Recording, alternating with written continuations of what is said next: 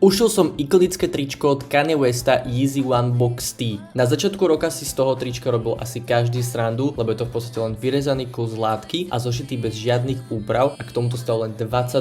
Najskôr som si povedal, že éra chodenia von oblečený ako bezdomovec je už asi za nami, ale potom som si uvedomil, že Kanye West je náš boh a toto tričko proste ušijem. Zobral som French Terry bavlnu od Cotton Garments, to je firma, ktorá vyrába na Slovensku kvalitné čisté oblečenie a začal som šiť. Je to tak trochu aj tutoriál, ako si môžeš spraviť aj ty sám doma toto tričko. Vystrel som si látku 60 cm do šírky, zmeral som dĺžku môjho trička, čo nosím bežne, to bolo tiež 60 cm, takže vlastne vznikol štvorec. Potom som si na papier nakreslil otvor na hlavu, takzvaný priekrčník a podľa neho som si odstrihol na látke dieru. Zašiel som to celé na oboch stranách a nebol by som to ja, keby tomu nepridám niečo špeciálne, a tak som prišiel na zadok veľké M ako Mach Designs a takto vyzerá výsledok.